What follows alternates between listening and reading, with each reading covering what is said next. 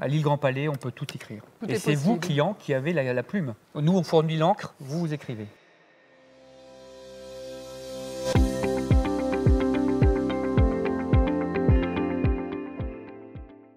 Bonjour à tous les Les trois. trois.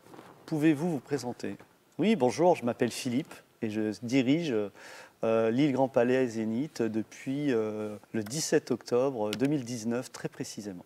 Caroline, je suis directrice marketing, communication et RSE. Par contre, moi, je suis dans la maison depuis 16 ans. Hervé, je suis directeur commercial, je suis là depuis 4 ans. Et donc, je dirige les commerciaux et la partie vente aussi pour la restauration et l'accueil. Comment êtes-vous arrivé à votre poste actuel? Pleine période de Covid. Je suis arrivé dans la région pour un changement total de ma vie. C'était une belle opportunité puisque, je l'avoue, peut-être que tout le monde ne le sait pas, mais j'avais eu Philippe Blond comme client. Alors, je ne sais pas si c'est une référence, mais en tous les cas, je vous le dis. J'ai eu Philippe Blond comme client, donc je connaissais un peu le personnage et j'ai eu l'opportunité de rejoindre ses équipes. Comment je suis arrivé à mon poste actuel? C'est un long voyage, puisque après avoir voyagé pas mal à travers le monde dans mes précédents postes, puisque je m'occupais d'organiser des événements pour des clients, en fait j'étais de l'autre côté de la barrière. L'île Grand Palais était pour moi un prestataire. Je me suis dit qu'il était temps aussi, un peu comme Hervé, de changer de vie professionnelle et d'aller voir ce qui se passe de l'autre côté. Et l'opportunité à l'île Grand Palais s'est présentée et je l'ai prise. Alors moi, à l'époque, donc j'avais 28 ans. C'est une création de poste. Donc en tant que responsable marketing, l'objectif du poste c'était de développer en fait, d'accompagner le service commercial dans tout le développement du marketing de l'île Grand Palais et également développer l'activité qui était nouvelle de production de salons. Et donc j'ai été séduite par ce poste et par ce nouvel univers, parce que je ne connaissais rien à l'événementiel, vu que je venais de l'informatique. Donc après de nombreux entretiens, je suis arrivée à l'île Grand Palais. Quel événement ou spectacle a marqué le début de votre carrière? Ce qui a marqué vraiment le début de ma carrière à l'île Grand Palais, c'est Art Up. Pourquoi? Parce que Art Up devait se dérouler aux alentours du 4-5 mars 2020.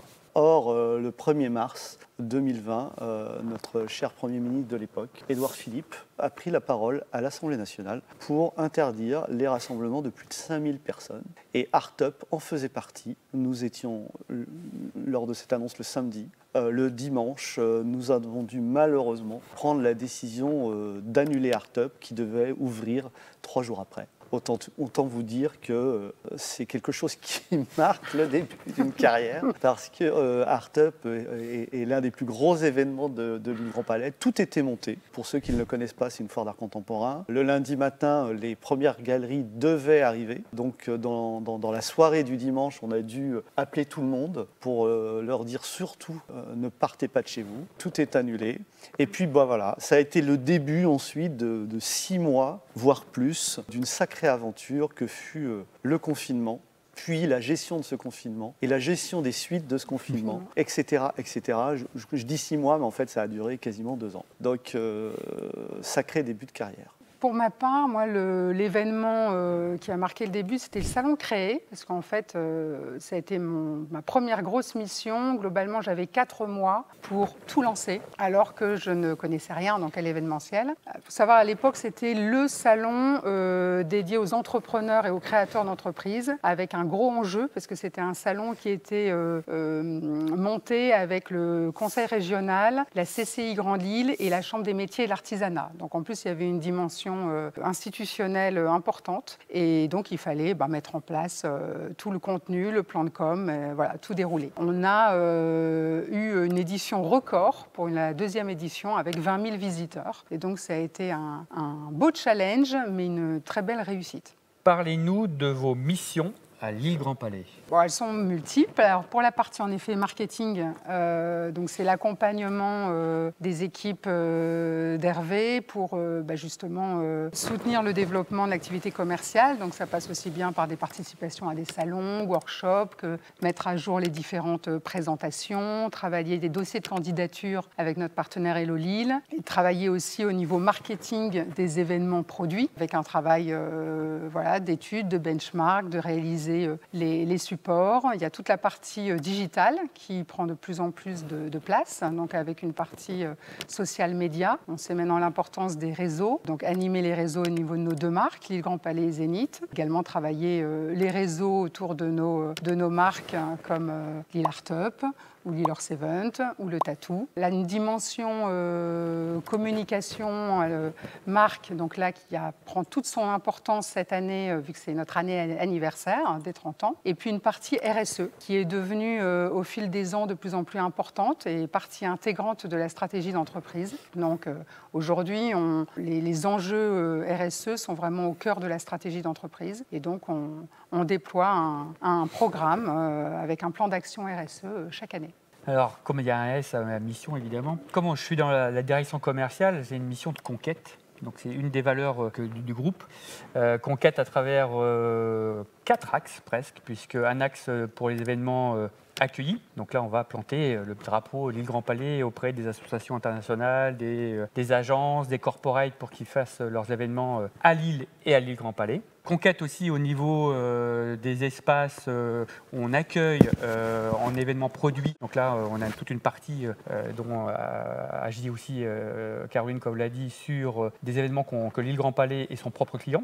Nous sommes producteurs d'événements. Et là, on a cette notion de conquête aussi pour conquérir de nouveaux exposants ou de nouvelles sociétés qui veulent adosser leur image à nos événements comme Art Up. Conquête toujours aussi dans l'espace VIP que comporte le spectacle avec le Zénith, toujours pour associer à un spectacle, concert, l'image de sa société et faire des RP auprès des clients ou en interne. Et conquête par rapport à tout ce qui est service, accueil et restauration, puisqu'on a un devoir de proposer des nouveaux services. Tout ça en étant des experts de notre métier, restauration, accueil, commerce. Alors moi de mon côté, dirigeant et Lille Grand Palais, la SEM, Lille Grand Palais, c'est-à-dire la Société Anonyme d'Économie Mixte, intégrant la marque Lille Grand Palais et le Zénith de Lille. Je dirais que en fait mes missions elles sont diverses et variées, à l'image de ce bâtiment. Elles sont hyper éclectiques. En fait, je crois que j'adore mon job parce que le matin, quand je me lève,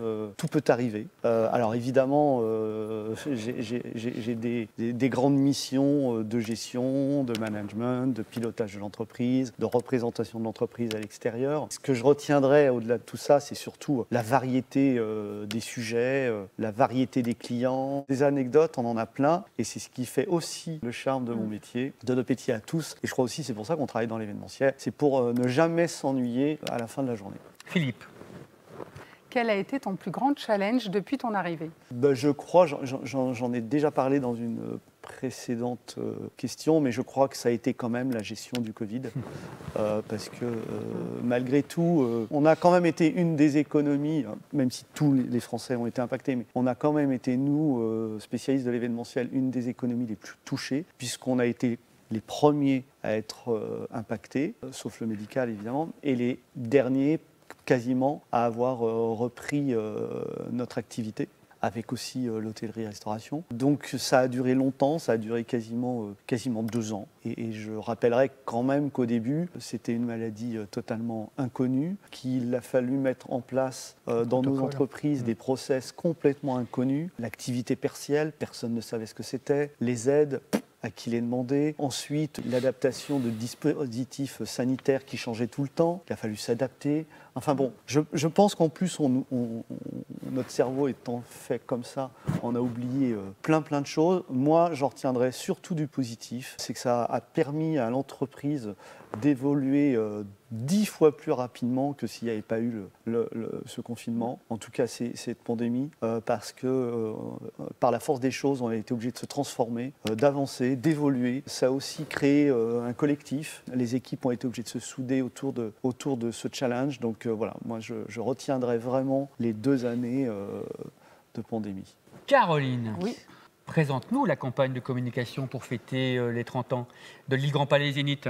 Alors justement, on vient de parler de la diversité des événements que l'on accueille depuis 30 ans. Moi, l'objectif vraiment, c'était d'avoir une campagne qui soit à l'image de la pluralité en fait, des événements et donc des publics que l'on accueille. C'est la raison pour laquelle on a choisi en fait, déjà une baseline, le lieu des inattendus depuis 1994, parce que c'est vraiment ça. C'est en effet, comme on a dit, on peut s'attendre à tout au niveau de ce beau bâtiment. Et surtout, on ne vous dit pas tout. Exactement, également. Et des visuels forts, donc qui illustrent donc un visuel générique, le dynamisme de la jeunesse de l'île Grand Palais, mais également un visuel que vous avez dû voir là plus dédié au Zénith, un au Congrès et un justement qui fait le lien entre l'Île Seventh et les geeks.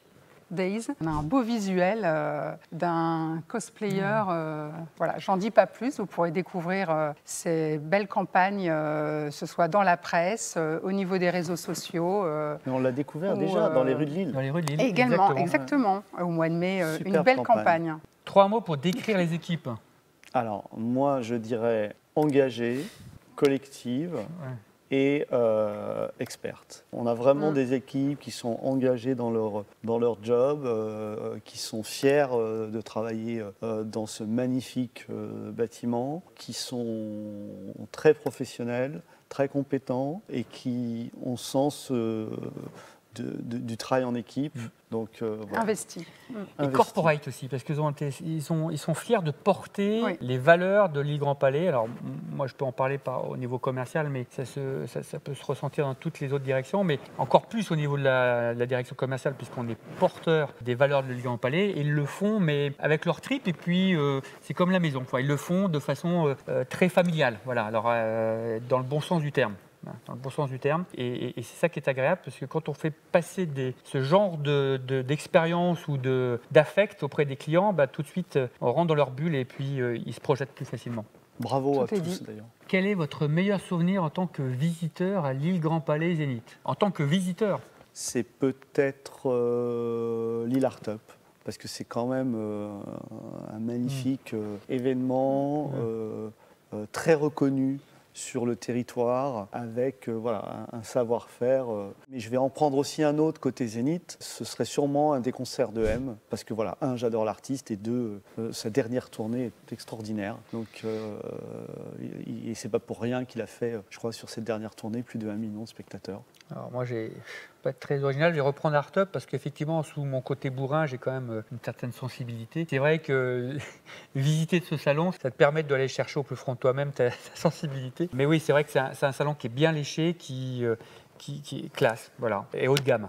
Voilà, classe et haut de gamme. Et c'est bien pour ça que pas mal d'entreprises associent leur image à cet événement, et ils ont bien raison, parce que c'est vraiment porteur de grandes valeurs. Et au-delà de l'éveil de notre sensibilité et de notre intellect, il y a des très belles soirées en plus à Artup. Donc on passe en plus des très bons moments. Oui, parce que ça devient the place to be. Les gens attendent, même si ce n'est pas des aficionados comme je dis, de l'art, c'est le moment dans l'année à ne pas louper, où il faut se faire voir et être vu. Donc c'est vrai que c'est assez étonnant comme atmosphère et à le vivre. Donc c'est vrai que c'est pour ça que je prendrais cette option-là aussi. Mais c'est vrai qu'on a eu une saison incroyable. Là. On vient de vivre une saison dingue au Zénith, entre Starmania, entre M, entre Clara Luciani, Julien Doré, et le début de la tournée d'adieu de Chaka Ponk.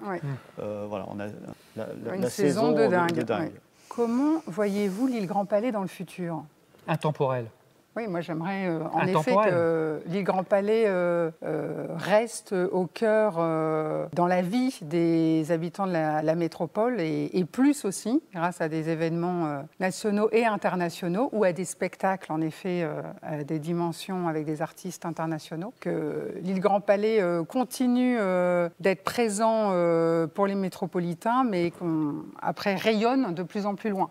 Moi, je pense qu'on a commencé à l'initier, à décloisonner les métiers, les espaces. Et je pense que une piste future de développement, c'est de continuer ça. Ça veut dire qu'on peut avoir des spectacles à l'île Grand Palais. D'ailleurs, la salle dans laquelle on est va accueillir la saison prochaine plus de 20 spectacles. Ce n'était pas le cas avant. Dans le Grand Théâtre à côté, on va également continuer à accueillir des spectacles, avec d'ailleurs une marque qui va s'appeler l'île Grand Palais Théâtre. Il va y avoir aussi des festivals dans les halls, d'autres événements autres que des concerts dans le Zénith. Donc voilà, cette espèce de transversalité globale, je pense que c'est le futur de l'île Grand Palais. Et puis le deuxième futur que j'y vois, c'est ce qu'on vient aussi de commencer à initier en lançant Art Up Grenoble. Je pense que l'île Grand Palais a une puissance de marque et a aussi un savoir-faire de production d'événements qu'elle peut tout à fait exporter. Et l'avenir et le futur de l'île Grand Palais,